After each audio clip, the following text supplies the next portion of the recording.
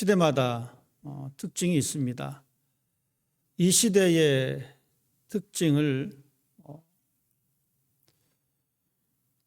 말을 하자면 분노의 사회다라고 특징 지을 수 있을 것 같습니다. 곳곳에 분노가 넘쳐납니다. 우리는 그런 분노 속에 살아갑니다. 특별하게 이 분노의 사회라고 하는 것을 느낄 수 있는 곳은 운전할 때입니다. 특별히 한국 같은 경우는 보복 운전이 있습니다. 물론 미국 사회도 마찬가지입니다. 운전을 하다 보면 여러 가지 상황이 발생하게 됩니다. 그런데 그 상황들을 참아내지 못하고 보복을 합니다. 갑자기 끼어들기도 하고 가다가 브레이크를 밟아서 차를 멈추기도 합니다. 심지어는 그 화를 참지 못해서 자기 자신에게도 해코지를 하고 더 나아가 다른 사람들에게까지도 해코지를 합니다. 사람들 마음속에 화가 너무 넘쳐납니다. 그러다 보니까 끔찍한 사건도 종종 일어납니다. 우리가 살아가고 있는 그러한 사회의 모습입니다. 물론 우리도 살면서 화가 많이 날 때가 있습니다. 때로는 국제 정세를 보면서 화를 내기도 합니다. 정치를 보면서 화를 내기도 하고요. 어쩌면 이런 것들은 큰 차원에서 하니까 그런 화를 통해서 긍정적인 방향으로 나아갈 수 있는 가능성 또한 가지고 있습니다. 반면에 우리는 개인적으로도 화를 참 많이 가지고 있습니다. 여러분은 언제 화가 나십니까? 한번 생각해 보십시다. 나는 언제 화를 많이 내고 있을까? 내가 화난 상태는 무엇 때문일까? 세상에 살면서 화를 내지 않는 사람은 없습니다. 우리 모두는 화를 다 내봤습니다. 그런데 문제는 그 화를 내가 많이 내고 있다는 겁니다. 화를 좀 덜 냈으면 좋겠는데 그것이 잘 조절이 되지 않습니다. 순간순간 가슴속에서 욱하고 일어나죠. 욱하고 일어났을 때에 나보다 약한 상대가 내 눈앞에 보이면 어떻게 됩니까? 다다다다다 나오기 시작합니다. 그 화를 다 발산해 버립니다. 내가 이렇게 화가 나는 것은 딱 이유가 하나입니다. 참아주지 못하기 때문에 그렇습니다. 그 상황을 참아주지 못하니까 막 화가 나는 거예요. 그 한마디 해야 되고 이 한마디에도 분이 풀리지 않으니까 주먹을 들기도 하고 때로는 무서운 흉기를 들기도 합니다. 화가 나니까 참아주지 못하니까 기다려주지 못하니까 내 감정을 조절할 수 없게 됩니다. 우리는 그럴 때 화를 냅니다. 또 화를 내는 이유가 있습니다. 내가 기대했던 것과 정반대의 모습을 가게 되면 우리는 화가 납니다.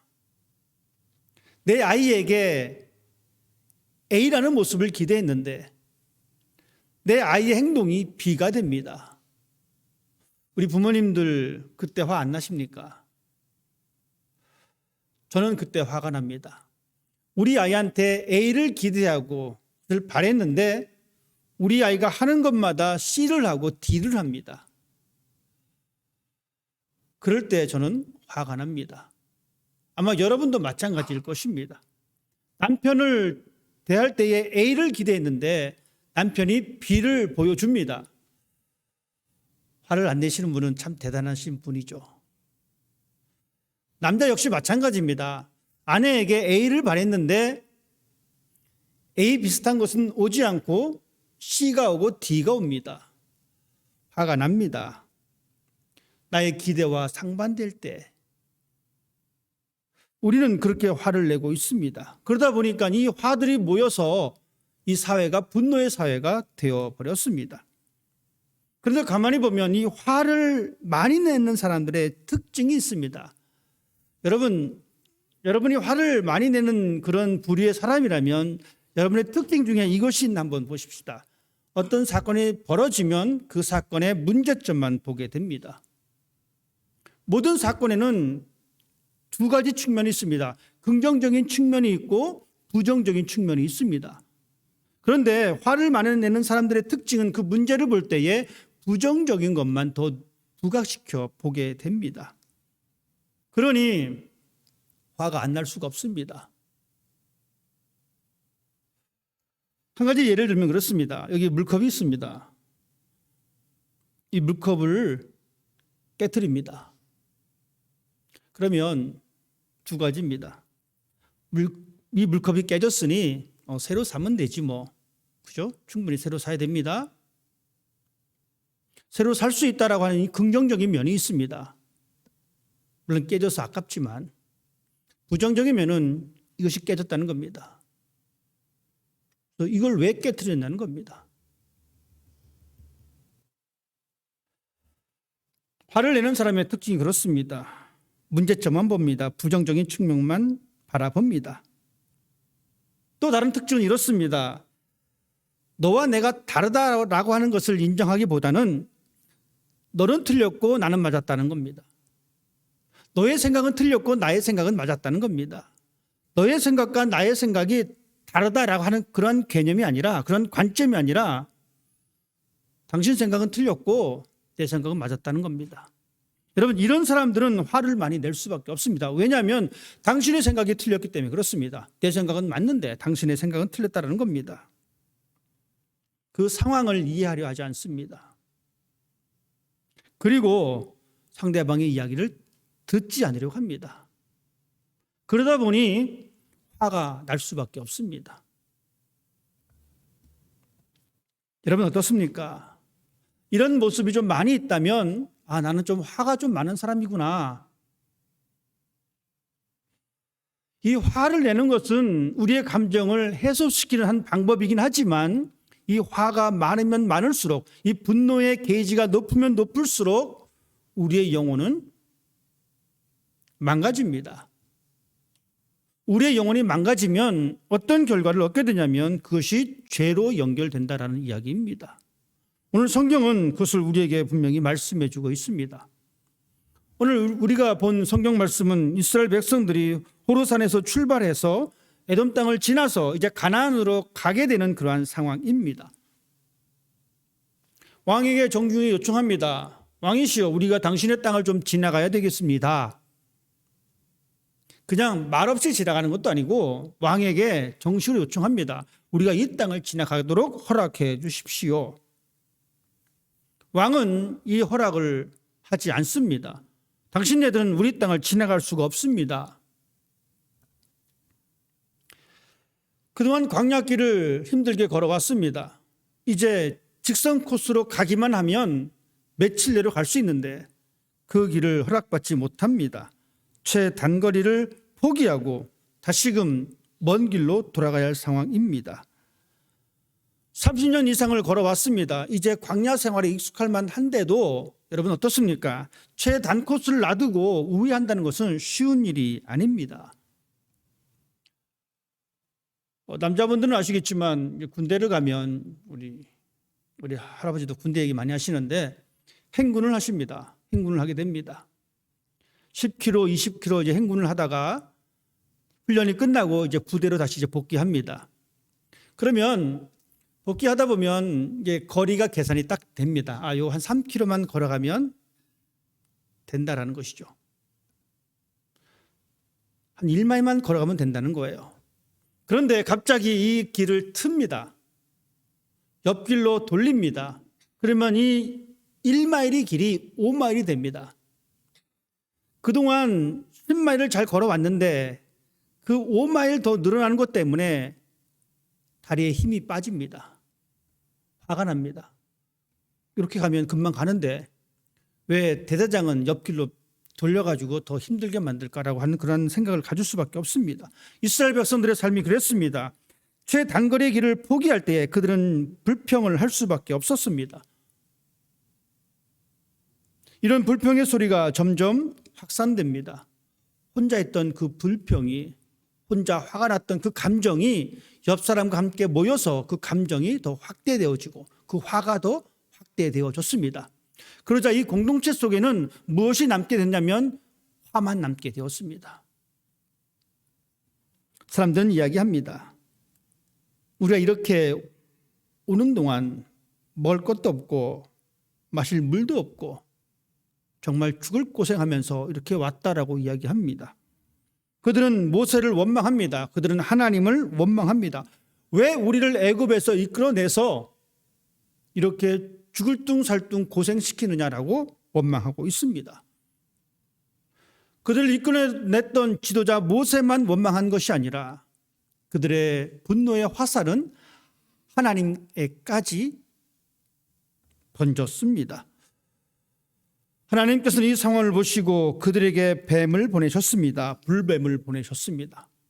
뱀이 그들 무리에 나타나게 되자 뱀들은 사람들을 물기 시작합니다.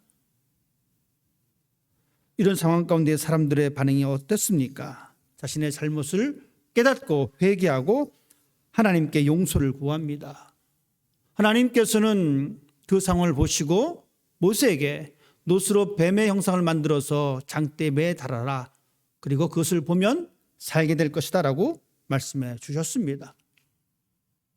이것이 오늘 본문의 사건입니다. 여러분, 지금 우리의 상상력으로 한번 생각해 보십시다. 뱀이 왔습니다. 사람을 물었습니다. 사람들이 죽어져 나가고 점점 아수라장이 됩니다. 그때 놋뱀을 만들어서 장대 위에 세워놓고 그 뱀을 본 사람은 살았습니다. 이 사실이 믿기십니까?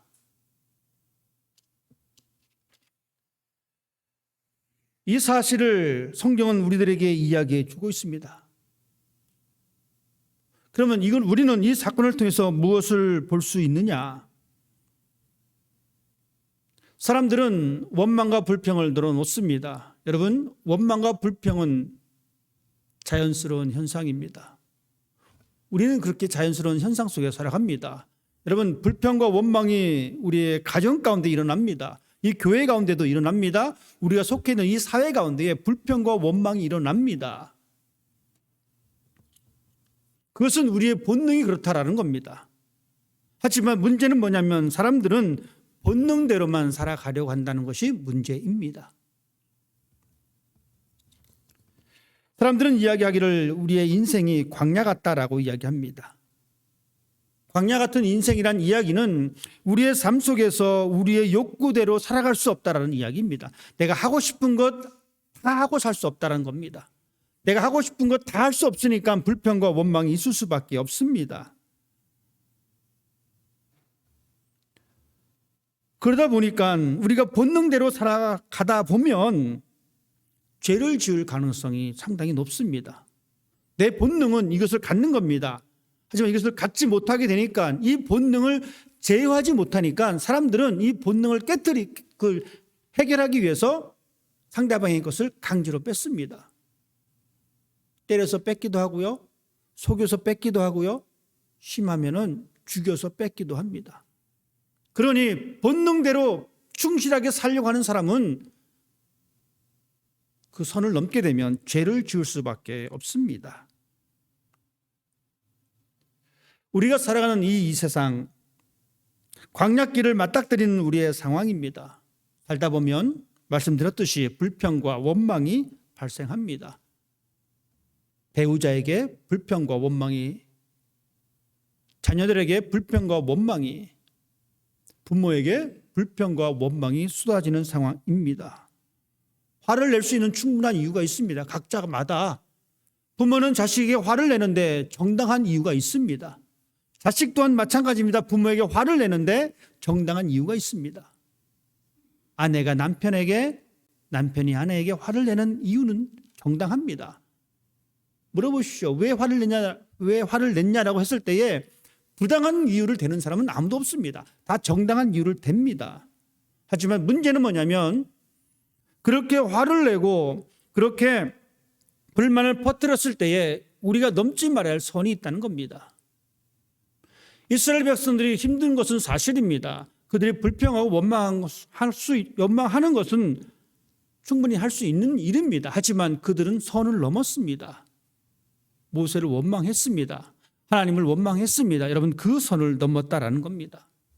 그 선을 넘었을 때에 어떤 현상이 벌어졌습니까? 하나님께서는 그 백성들을 그냥 내버려두지 않으셨습니다. 그들에게 맹독을 가진 뱀을 보내셨습니다. 그들의 생명을 더욱더 파괴하기 시작합니다.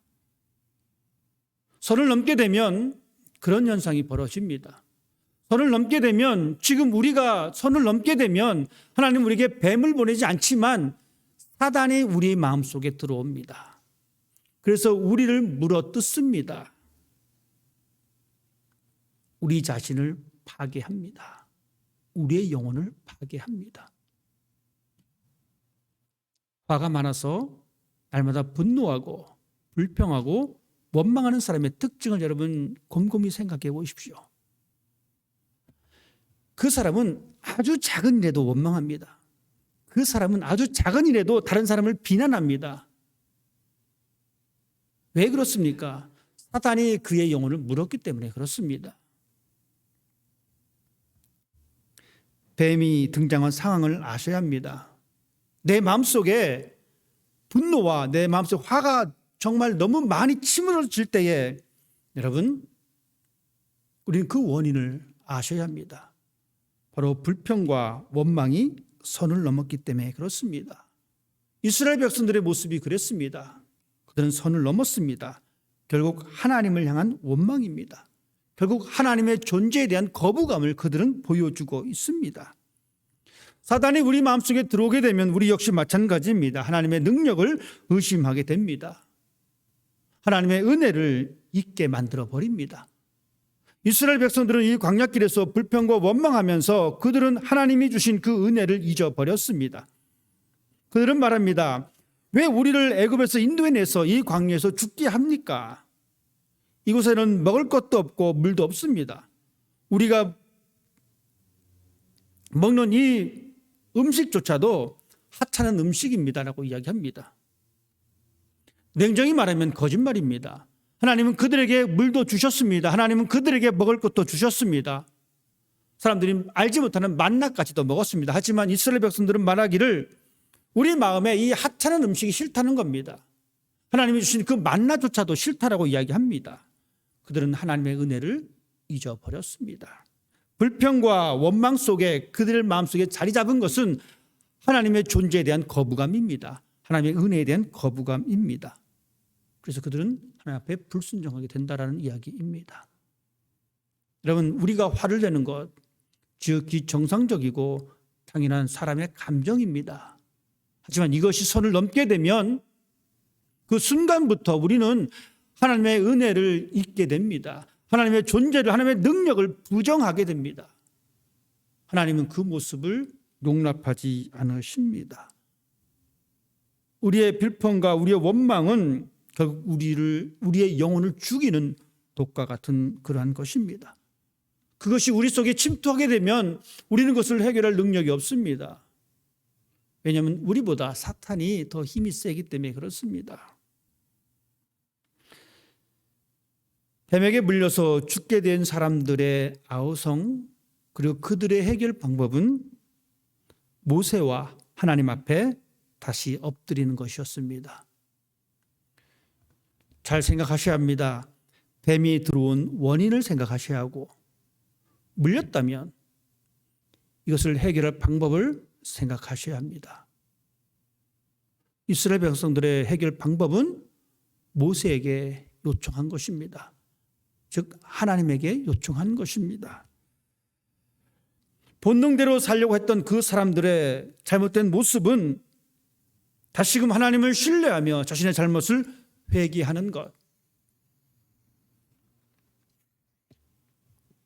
자신들이 죽게 되자 그들은 생각합니다. 내가 이렇게 고생하면서 광야길을 거쳐왔는데 내가 이 자리에서 이렇게 죽을 수밖에 없을까? 그들은 살기 위해서 발버둥 쳤습니다. 여러분, 우리도 살기 위해서 발버둥 쳐야 합니다. 살기 위해서 발버둥 쳐야 되는데 어디에서 어떻게 발버둥 쳐야 될 거라는 것입니다. 세상에서 살기 위해서 세상에서 발버둥 치고 기댈 것이 아니라 우리는 오늘 본문을 통해서 살기 위해서 발버둥 쳤던 이 사람들의 모습, 즉 모세 앞에 나와서 우리의 잘못을 회개합니다. 하나님, 나의 잘못을 용서해 주십시오라고 그들은 기도합니다. 우리가 살아갈 방법은 이것밖에 없습니다. 나의 화를 다스리고 나의 분노를 다스릴 수 있는 이 방법은 하나님 앞에 기도하는 겁니다. 하나님께서는 그들에게 살 방법을 제시해 주셨습니다. 하나님은 죽어져가는 사람들을 향하여 살아가는 방안을 제시해 주고 계십니다. 노스로 뱀을 만들어서 장대 위에 매달아라. 그것을 보는 사람마다 살게 될 것이다. 누구라도 쉽게 볼 수 있도록 그 장대를 높게 달아라. 이것이 하나님께서 우리에게 주신 해결 방법입니다. 우리는 살면서 우리 스스로 무엇인가를 채우려고 노력합니다. 우리 스스로가 해결해 보려고 노력을 합니다. 물론 이 노력이 우리의 삶을 살아가게 하기도 합니다. 하지만 분명한 것은 우리 스스로 무엇인가를 해결하려고 하는 사람의 특징은 하나님은 잠시 옆에 있으십시오라고 하는 이야기입니다. 내가 하나님 해결해 보겠습니다. 하나님 없이 제가 제 감정을 한번 해결해 보겠습니다. 하나님 없이 제가 제 삶을 해결해 보겠습니다라고 하는 그러한 모습입니다. 어떻습니까? 결국 얻을 게 없습니다. 얻을 수가 없습니다. 하나님께서 모세에게 놋뱀을 만들라라고 말씀하셨습니다. 이 말은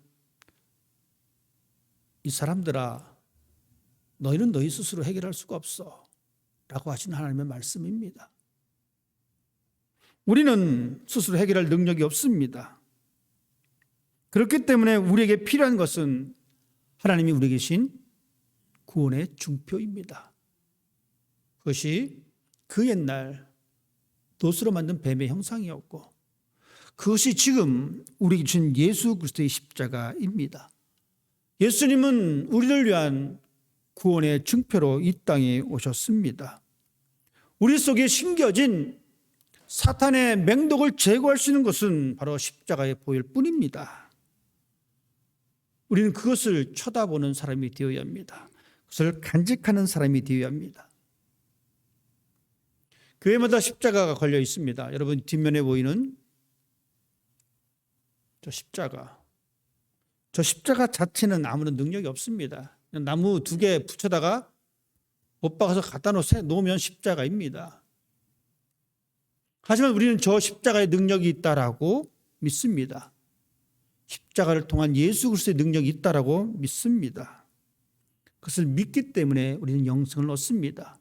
예수 그리스도를 믿기 때문에 영생을 얻습니다. 십자가 자체가 아니라 십자가를 통해 역사하신 예수 그리스도입니다. 어떤 사람들은 이 십자가를 마치 부적과 같이 생각합니다. 잘못된 신앙의 모습입니다. 우상화될 수 있는 요소가 상당히 높습니다.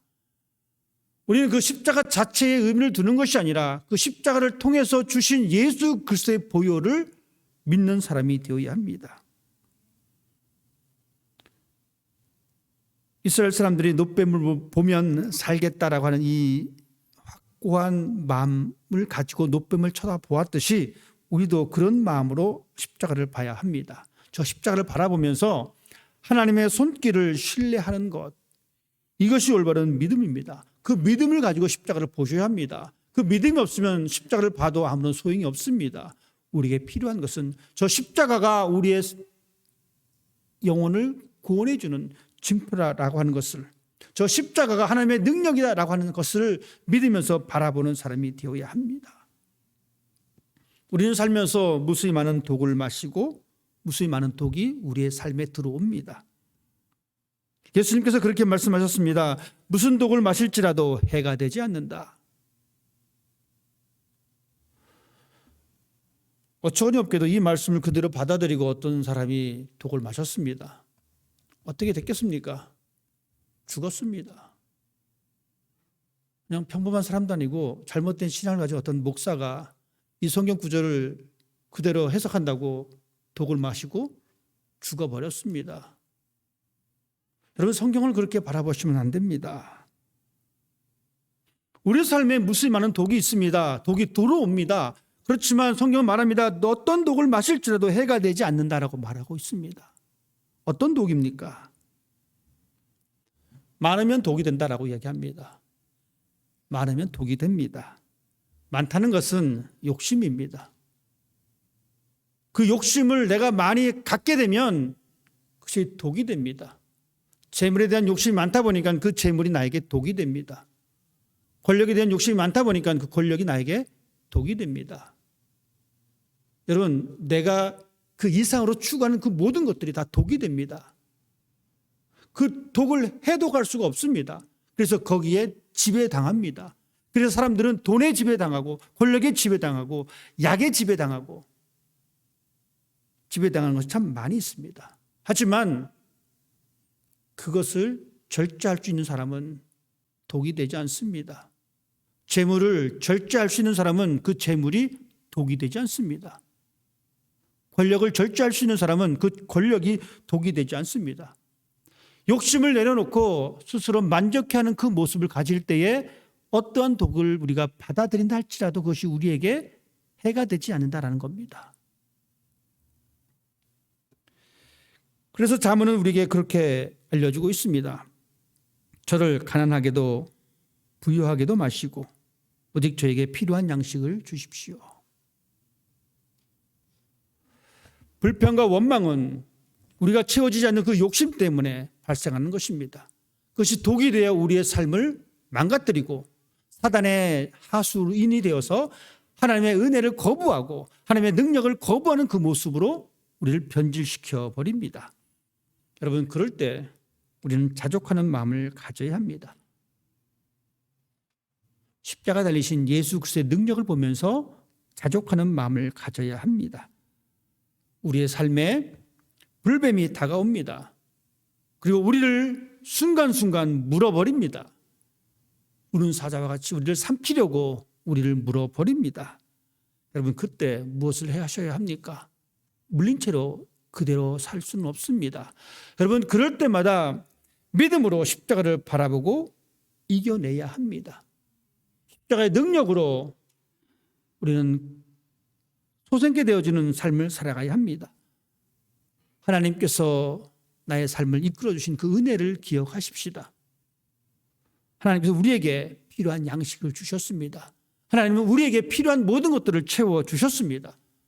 그 하나님의 능력을 바라보시면서 힘들고 어려울 때에 십자가를 바라보십시다. 그곳에 참된 생명으로 우리의 삶이 회복되는 것입니다. 하나님께서 주신 이 땅의 삶을 예수 그리스도의 십자가를 바라보면서 이겨내고 또 이겨내고 하나님께서 부르시는 그 날까지 하나님께서 약속하신 그 나라를 위해서 매일매일을 힘쓸 수 있는 여러분의 삶이 되시기를 주님의 이름으로 부탁을 드립니다. 기도하겠습니다.